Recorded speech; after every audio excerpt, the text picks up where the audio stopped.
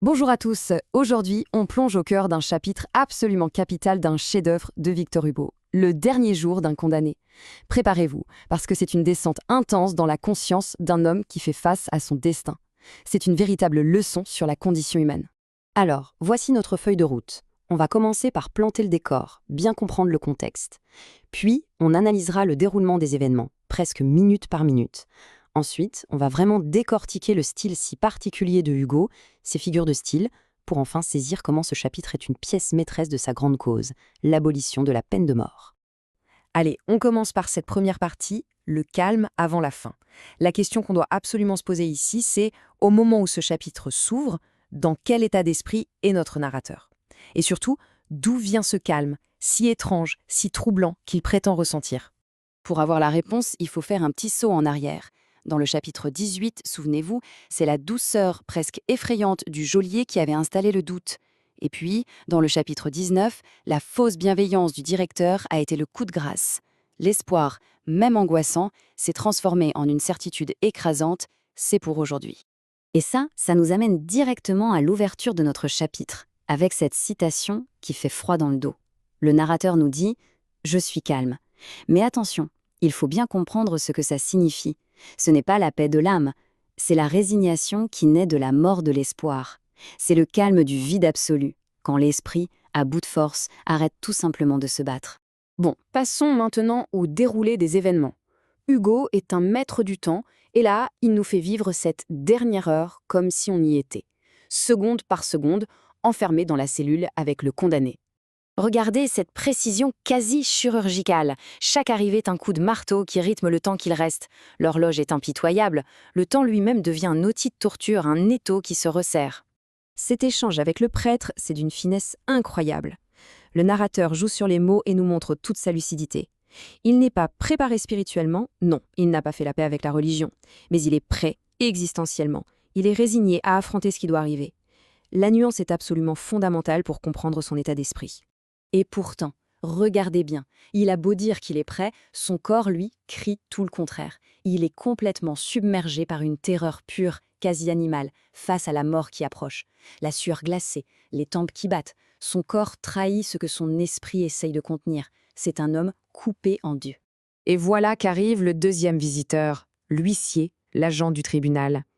Avec lui, c'est la froideur de la bureaucratie qui entre dans la cellule. Et notez cette description géniale de Hugo, la tristesse officielle des employés des pompes funèbres. En une phrase, tout est dit sur la déshumanisation de cette machine judiciaire. Et là, face à ce représentant du système, la réaction du narrateur est stupéfiante. Ce n'est plus la peur physique, mais une ironie cinglante, intellectuelle. C'est son dernier acte de résistance, un sursaut de l'esprit contre la machine qui veut le broyer. Pendant que l'huissier lit son texte officiel, l'esprit du narrateur s'échappe. Son regard se pose sur les 4 fusillés qui attendent dehors. Et à ce moment précis, les mots abstraits de la loi n'existent plus. Il n'y a plus que la réalité brutale, physique, des armes. Le destin devient concret, impossible à ignorer. Parfait. Maintenant qu'on a le fil des événements bien en tête, on va s'intéresser au comment. Comment Hugo nous raconte tout ça? C'est là qu'on touche vraiment au génie de l'écrivain. Quels sont les procédés, les outils qu'il utilise pour créer cette tension qui devient presque insoutenable? En fait, Hugo nous plonge littéralement dans la peau du narrateur. Et pour ça, il se concentre de manière quasi obsessionnelle sur les détails sensoriels. Le son des verrous, la vision du papier officiel, la sensation de la sueur sur la peau. L'horreur psychologique devient une expérience physique qu'on ressent presque nous-mêmes en lisant. Arrêtons-nous un instant sur cette description de la lecture de l'huissier. Ce n'est pas juste un détail, c'est une critique d'une justesse et d'une férocité incroyables. Ce n'est pas une simple lecture, c'est une sorte de performance mécanique, une psalmodie absurde. Ce rythme complètement déplacé vide l'acte de condamnation de toute sa gravité humaine. Le condamné n'est plus un homme, c'est juste un dossier qu'on ferme avec un rituel grotesque. Ce chapitre, c'est une véritable démonstration de force littéraire. Je vous propose donc qu'on identifie ensemble quelques-unes des figures de style majeures que Hugo emploie pour nous marquer au fer rouge et pour construire sa critique. On revient un petit peu sur cette réponse du narrateur au message du procureur. On sent bien que quelque chose se joue ici, n'est-ce pas? La figure de style est assez évidente. Et oui, c'est bien sûr une antiphrase. C'est cette forme d'ironie amère qui consiste à dire l'exact contraire de ce que l'on pense pour mieux souligner l'absurdité de la situation. Et pourquoi est-ce que ça marche si bien? D'abord, ça met en lumière l'hypocrisie glaciale du système. Ensuite, ça permet au narrateur d'affirmer sa supériorité intellectuelle face à ceux qui vont le tuer.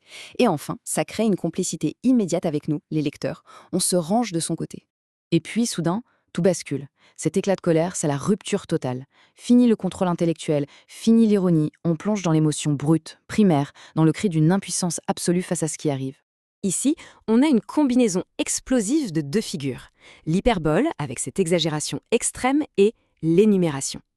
L'accumulation de ces mots violents exprime un désespoir si profond qu'il fait voler en éclats les barrières du langage. Les mots ne suffisent tout simplement plus à dire l'horreur. Pour finir, c'est essentiel de relier toutes ces techniques littéraires à l'objectif final de Victor Hugo. Parce qu'il ne faut pas s'y tromper, ce roman, c'est une arme, c'est un réquisitoire. La stratégie de Hugo est d'une efficacité redoutable. Chaque mot est choisi. Il nous force à nous mettre dans la peau du condamné pour nous faire ressentir son supplice. Il dénonce une machine judiciaire aveugle, déshumanisée. Ici, l'art est entièrement au service de la cause abolitionniste. Pour conclure, ce chapitre est beaucoup plus qu'un simple récit. C'est un plaidoyer vibrant. Il nous force à regarder en face la réalité de la peine capitale. Et c'est là-dessus que je vous laisse avec ces quelques questions. Cette ironie du narrateur est un signe de force ou un dernier bouclier face à l'insoutenable? Et surtout, comment ce texte, écrit il y a presque 200 ans, continue-t-il de résonner si fort aujourd'hui dans nos débats sur la justice? Merci de votre attention.